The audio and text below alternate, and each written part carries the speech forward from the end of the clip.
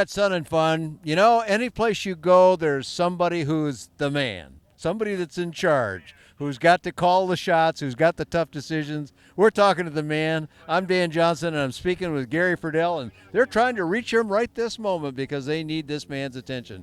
Gary, you've done a great job out here now, 2 years. This is the second year for you, I believe, in the chairman role of Paradise City.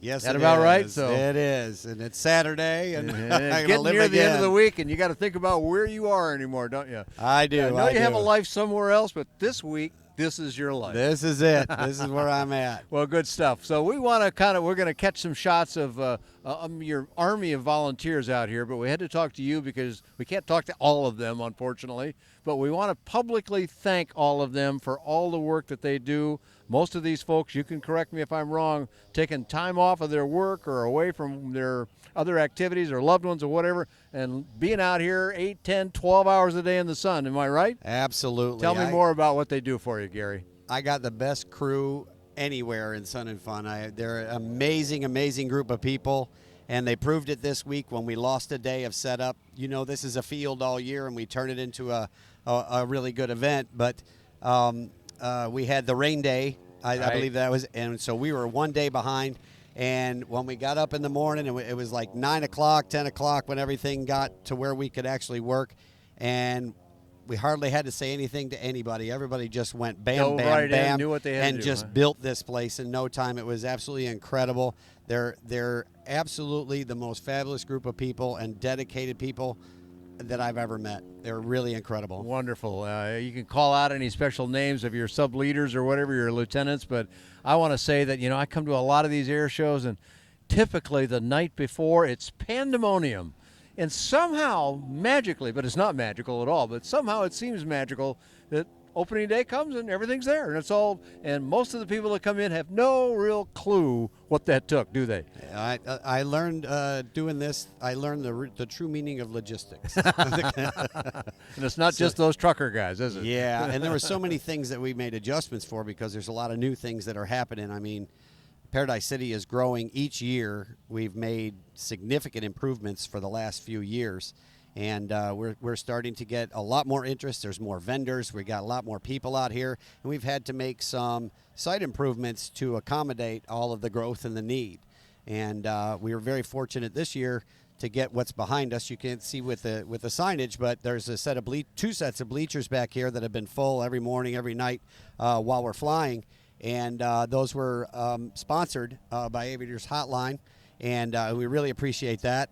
And we have Scissors Tower over here that is sponsored to us by Miami-Dade College. It's the type of tower that's used for training air traffic controllers. Oh, I see. That's where they get that, huh? Yes. I notice right now it's sitting down low, but it has been up higher. Oh, yeah. That's the scissors part. Oh, okay. yeah. Got and it. it goes up. And one of the other big changes, I mean, the runway has changed this year. We've added 1,000 feet to the runway. The airport has added 1,000 feet to the runway.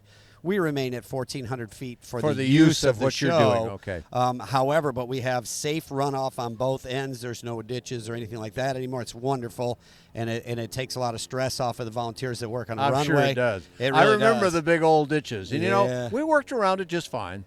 There We did. There were Oh, only absolutely. a few problems, but there were a few, and the work that they've done working with the volunteers and the airport and what they've done have just made it a first-class runway. Yeah, the extra work that we had to do to keep that safe has been relaxed a little bit because the level of work that has to be done to achieve the safety, they don't have to do as much. So that's sometimes allowed. I wonder if even the guys over there in the control tower at this or any other airport really grasp what you have to do here, because you've got a wide variety of airplanes, many of which are, well, you're not using any radios here to talk to them. You're using hand signals and other things. And I'm sure controllers could learn to do that, but they'd have to come out here and take lessons from the volunteers at Paradise City. A couple of them have been out here already, and they're going, I don't know how you do it. I just don't know how you do it. But we manage somehow, and so as far as the runway goes, that's a big improvement. The other thing that we changed this year, which is a pretty big deal, the airport asked us to allow the ride hoppers, that when folks want to go for a ride in a big biplane. This year there's a 1942 Stinson there, and we also have a Bell 47 helicopter. Now those are not light planes, and they can't fly on our field, at this time. However, when we shut down for the air show portion, they transition over here and they do the ride hops from over here when it's safe to do so. So we have all these different things that are happening, and there's many more things to come for the future. I don't want to tell you what they all are because I don't know which ones are going to come in which year. You know well, what and I'm we saying? want people to I come don't wanna back let and the find cat out of for the bag. themselves. That's so. right. But we're growing by leaps and bounds every year. And we're getting more and more volunteers every year. People are seeing how this is going. They say, geez, I want to do that. It's really amazing. How many people have you got working with you out here? Now, some are with you the whole week. Some come out when they are able. We understand how that works, but Right. it's quite a little army, I remember, from your predecessor. Told me about that a couple times. Right. We probably got 75 that are here from prior to the show until after the show ends. Wow. Then we have early birds that are here from January on doing some site prep, and they stay till June. They stay, there's people here that help break this down, and when they're done working on this portion, they go over and assist with the rest on the north side. So, but we have well over 100 volunteers that come out here. Some of them for 2, 3 days, 4 days. Some of them even for 1 day. I mean, if they, people's job has They to give take what they can, precedent, right, right? sure. What they can. But they all come out and work. And people, when they can't come out and work, and they can't be a volunteer, they're just so upset. It's such a disruption to their life because they look so much forward to being a volunteer here at Sun and Fun. So well, it's a really great thing. So for those volunteers that might be watching, I want to turn and face the camera and just say thank you a million.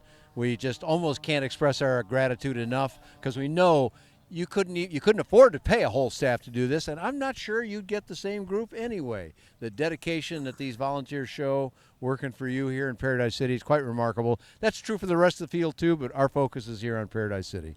Absolutely, and I said all the time when people talk to me about volunteers, somebody said once before, I think it had something to do with from flying some airplanes, that there's nothing stronger than the heart of a volunteer. Well, I believe that. And the people that come here and work, like I said, they're so dedicated into what they do and look so forward to doing this. And that in actuality, with the volunteers that I'm talking about, if you look at this whole site and what we've done to change it and start to make the appearance of Paradise City look better, you'll see there's plants and palm trees all over the place, and there's all this, and this is a growing thing. And with the vendors next year, we're actually going to have a competition with the theme of Paradise City. We're going to have a little competition to see who can make their vendor space look the best, and we're going to give them a really good prize for doing that. So that's something else that we're kind of working on. But we have some infrastructure things that are going to be coming in the next couple of years that we're very much looking forward to.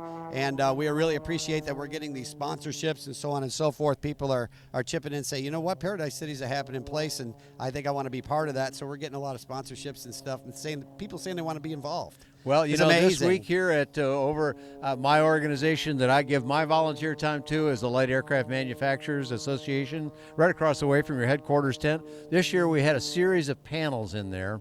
We did 4 panels, and each day we had 4 panelists. And especially on the last day when we had a bunch of app people came by, guys that do the development for iPads and so on. 3 of the 4 had never been down. They've been coming to this show for years. They had never been to Paradise City. So one at a time, we're pulling people out to go, come on, you got to see the show within a show in the charm of Paradise City. And thanks to Gary Friedel and a team of volunteers for making it so. That's awesome. And there's actually a couple things that I actually didn't mention. We have the Pilot Mall has opened up a store in Paradise City that we've added that. We've added a first aid station with nurses and a cool down place if anybody gets a little bit too heated, that they don't have to go all the way down to the north side to get that. So there's so many more things that are moving in here so that we can be more self-contained, because most of the resources for Sun and Fun are on the other side of the road and they're a little bit farther down. And so we're getting more and more, and Sun and Fun is really kicking in and helping us to build the infrastructure here. And with the sponsorships and everything, in the next few years, it's going to be really hard to even get a space in here. Well, I hope that'll be the case. We'll all keep working toward it. Thanks so much for talking to us. Gary Friedel, Chairman of Paradise City. And again, thank you to all the volunteers that work with you out here. I know you couldn't do it without them, and we couldn't even come here if it weren't for all of you. So thanks so much. Thank you. All right, Gary.